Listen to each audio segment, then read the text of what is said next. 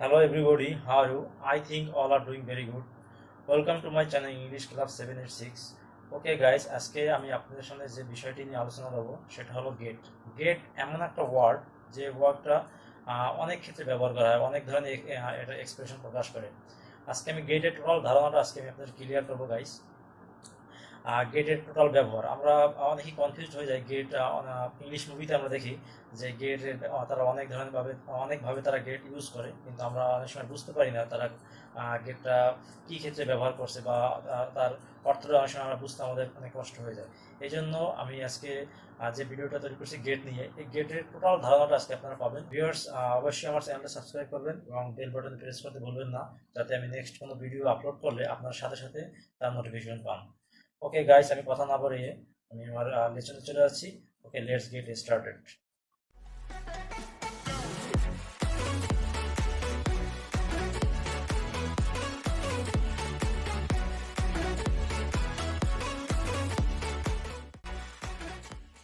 বলতে পারি রিসিভ মানে গ্রহণ করা। গিভ, গিভ মানে দেওয়া, দেওয়া ক্ষেত্রেও আমরা গেট ইউজ করতে পারবো। বিকাম, বিকাম মানে হওয়া, কোনো কিছু হওয়া ক্ষেত্রেও আমরা গেট ইউজ করতে পারবো।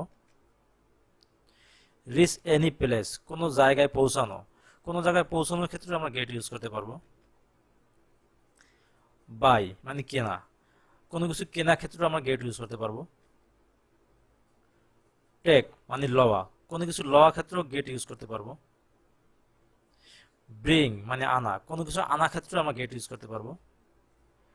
আন্ডারস্ট্যান্ড মানে বুঝতে পারা, কোনো কিছু বুঝতে পারা ক্ষেত্রে আমরা গেট ইউজ করতে পারবো গাইস। এই যে 8টা পয়েন্টের ক্ষেত্রে আমরা গেট ইউজ করি, ম্যাক্সিমাম ক্ষেত্রে এই 8টা পয়েন্টই গেট ইউজ করা হয়। যখন আমরা গেটের যে ব্যবহারগুলো এই 8টা ক্ষেত্রেই আমরা ব্যবহার করি, যে কোনো না যে কোনোভাবে। আপনি এই 8টা পয়েন্ট আপনাকে মুখস্থ রাখতে হবে, যে আমরা গিভের ক্ষেত্রে আপনি গেট ইউজ করবেন, যে যে স্থানে আপনারা গিভ ইউজ করেন সেখানে আপনি গেট ইউজ করতে পারবেন। বিকাম মানে হওয়া ক্ষেত্রে আপনি গেট ইউজ করতে পারতেছেন। কোথাও পৌঁছানোর ক্ষেত্রে, আমি কোথাও পৌঁছাবো বা পৌঁছাবো এরকম কোনো সেন্টেন্স ব্যবহার করতে গেলে সেই পৌঁছানোর রিচের জায়গায় আপনি গেট ইউজ করতে পারবেন। বাই, কোনো কিছু কেনা ক্ষেত্রে, যে নর্মালি আমরা বলি যে রিসিভ মানে গ্রহণ করা। Example, I got a letter yesterday, আমি গতকাল একটা চিঠি পেয়েছি বা গ্রহণ করেছি। আপনি দেখেন গাইস, এখানে এই যে গট, এই জায়গাটায় আপনি রিসিভ যদি দেন তাহলে কি হবে? I received a letter yesterday, আমি গতকাল একটি চিঠি গ্রহণ করেছিলাম বা পেয়েছিলাম। আপনি সেখানে এই রিসিভটা না দিয়ে আপনি যদি গট দেন, I got a letter yesterday. Normally modern ইংলিশে এই রিসিভ আর তেমন ব্যবহার করা হয় না, এই গেট ইউজ করা হয়। গেটের past form goat. Next, I have got some gift from my girlfriend, আমি আমার বান্ধবীর কাছ থেকে কিছু উপহার গ্রহণ করেছি বা পেয়েছি। এক্ষেত্রে একটা মতবিরোধ আছে এখানে। I have got some gift for my girlfriend, এটা ব্রিটিশ সিস্টেমে কি গট, ব্রিটিশরা ভার্বের পাস্ট পার্টিসিপেলের, যেমন গেটের পাস্ট ফর্ম হচ্ছে got, past participle form got ওরা ধরে, কিন্তু আমেরিকান ওরা get, got, gotten, past participle form গটরে আমরা বলি গেট, গট, গট ব্রিটিশরা বলে, আর গেট, গট, গটেন ওটা আমেরিকানরা বলে। আপনি যদি ব্রিটিশ কোনো পার্সনের সাথে কথা বলেন সেক্ষেত্রে আপনাকে অবশ্যই গট ইউজ করতে হবে, I have got some gift for my girlfriend. But আপনি যদি আমেরিকার কোনো পার্সনের সাথে কথা বলেন সেক্ষেত্রে I have gotten some gift for my girlfriend. কিন্তু আপনি যদি কোনো আমেরিকান নাগরিকের কাছে গিয়ে এখন আমেরিকান কোনো পার্সনের সাথে যদি কথা বলেন, সেই কথা বলার সময় যদি আপনি গট ইউজ করেন সেক্ষেত্রে তারা রং ধরবে, যে না, এই সেন্টেন্সটা ইজ নট কারেক্ট। আপনাকে অবশ্যই গট ইউজ করতে হবে। আর ব্রিটিশদের ক্ষেত্রে কথা বলতে গেলে অবশ্যই আপনাকে গট ইউজ করতে হবে। আশা করি জিনিসটা বুঝতে পারছেন। Okay guys, next, give, give মানে দেওয়া। এক্সাম্পল,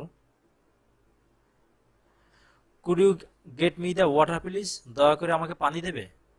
এখানে আপনি গেটের জায়গায় আপনি গিভ ইউজ করতে পারবেন, যে could you give me the water please, তুমি কি আমাকে পানি দেবে। Please get it to Rahim, দয়া করে এটা রহিমকে দাও। Please give it to Rahim, দয়া করে এটা রহিমকে দাও। আপনি গিভের পরিবর্তে গেট ইউজ করছেন। নেক্সট, বিকাম, বিকাম মানে হওয়া। Example, I want to get a doctor, আমি একজন ডক্টর হতে চাই। এখানে আমরা নর্মালি ইউজ করি I want to become a doctor, আমি একজন ডাক্তার হতে চাই। সবাই আমরা ছোটকাল থেকেই বিকাম ব্যবহার করতে করতে অভ্যস্ত। তা আপনারা এখন থেকে আপনি অবশ্যই এটা ছেড়ে দিয়ে আপনি গেট ইউজ করবেন, তাহলে আপনার ইংলিশটা শুনতে আরো সুন্দর সুন্দর শোনাবে। এবং আপনার মডার্ন ইংলিশে এই প্রচুর পরিমাণে গেট ব্যবহার করা হয়, এই শব্দগুলো নর্মালি ইউজ করে না। Next, they got scared because they saw the horror movie, তারা ভীতু হয়েছিল কারণ তারা ভূতের মুভি দেখেছিল। নেক্সট, রিচ মানে পৌঁছানোর ক্ষেত্রে, example, I have got in Mirpur at 8 AM, আমি 8টার সময় মিরপুর পৌঁছাইছি। এখানে আপনি আমরা নর্মালি রিচ ইউজ করি, reached, I have reached in Mirpur at 8 AM, আমি মিরপুরে 8টার সময় পৌঁছাইছি। They haven't got in Dhaka yet, তারা এখনো ঢাকা পৌঁছায়নি। এখানে আপনারা এই গটের গেটের জায়গায় আপনি রিচ ব্যবহার করতে পারবেন। রিচের গট, এখানে রিচের পাস্ট পার্টিসিপেল ফর্ম হবে রিচড। আপনি যদি রিচ দিয়ে বলেন সেক্ষেত্রে হবে I haven't reached in Dhaka yet, আমি এখনো ঢাকা পৌঁছাইনি। কিন্তু আপনি রিচ এর পরিবর্তে আমরা গেট ইউজ করতেছি, পাস্ট ফর্ম গট ইউজ করতেছি। বাই মানে কেনা, কেনার ক্ষেত্রে আমি কিভাবে গেট ইউজ করি দেখেন, example, where did you get this shirt, তুমি এই শার্টটা কোথা থেকে কিনেছিলে। Where did you get this shirt, তুমি এই শার্টটা কোথা থেকে কিনেছিলে। আমরা এখানে নর্মালি বলতাম where did you buy this shirt, তুমি এই শার্টটা কোথা থেকে কিনেছিলে। এখানে আমরা বাইয়ের যে স্থানে আমরা গেট ইউজ করছি। Next, hi Rahim, will you get something for Eid day, এই রহিম তুমি ঈদের দিনের জন্য কিছু কিনবে। Hi Rahim, will you get anything for Eid day, এই রহিম তুমি ঈদের দিনের জন্য কিছু কিনবে। এখানেও আমরা বাইয়ের পরিবর্তে গেট ইউজ করছি। নেক্সট, টেক ল ক্ষেত্রে আমরা কিভাবে গেট ইউজ করে দেখেন, এক্সাম্পল, প্লিজ গেট ইট, দয়া করে এটা নেও বা এটা লও। আমরা নর্মালি বলি প্লিজ টেক ইট, আমরা এটা বলি, কিন্তু এখানে মডার্ন ইংলিশে প্লিজ গেট ইট, এই গেটটা বেশি ব্যবহার করা হয়। Next, dear students get your book and open at page 30, প্রিয় ছাত্ররা বই নাও এবং 30 নম্বর পেজ খোলো। ব্রিং মানে আনা, আনা ক্ষেত্রে আমরা কিভাবে গেট ইউজ করি, example,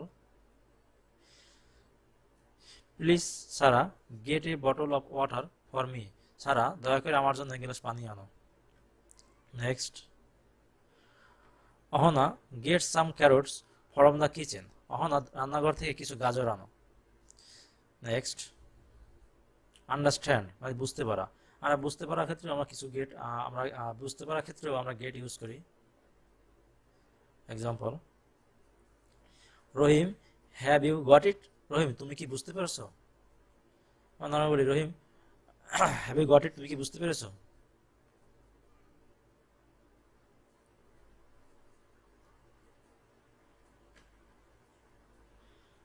I did not get you, please repeat again, আমি তোমার কথা বুঝতে পারি না, দয়া করে আরেকবার বলবে।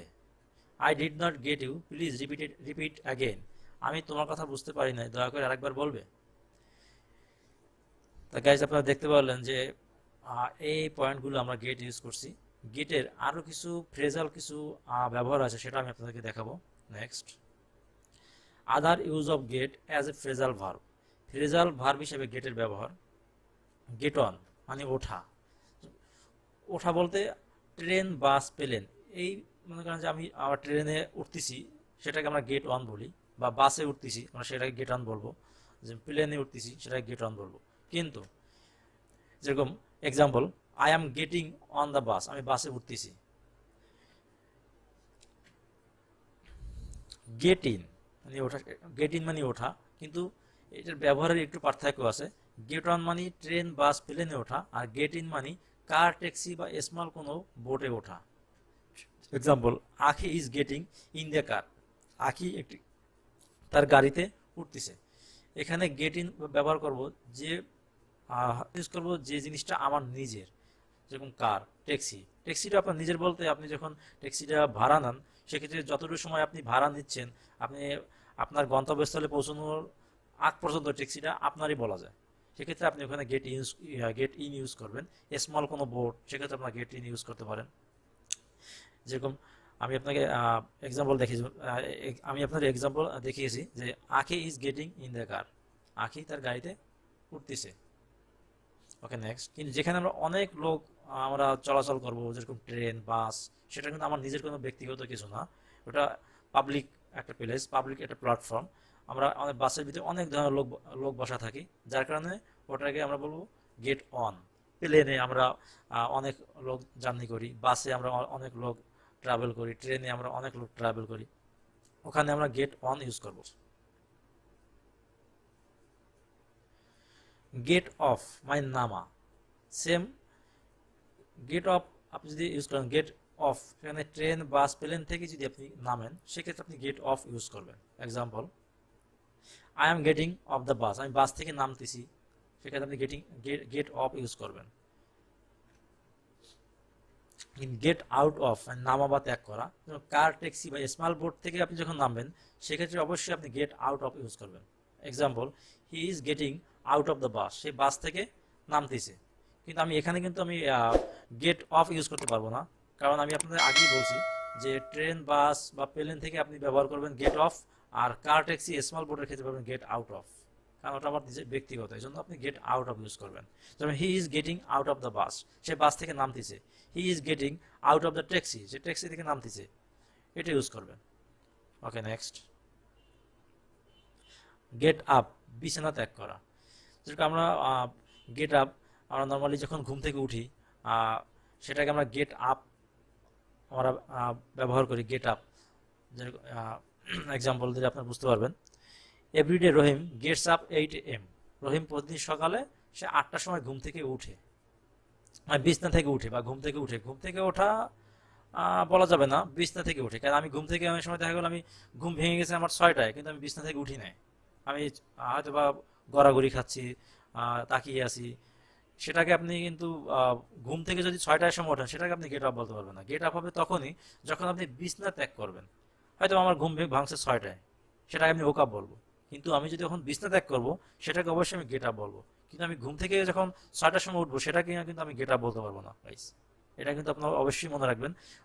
ঘুম থেকে জাগা সেটাকে বলে ওক আপ, আর আমি যখন বিছনা ত্যাগ করব সেক্ষেত্রে বলবো গেট আপ। এরকম আমি এভরিডে আমি ঘুম থেকে উঠি 6টায়, কিন্তু আমি বিছনা ত্যাগ করি, গেট আপ করি, আমি get up from my bed at 8 AM।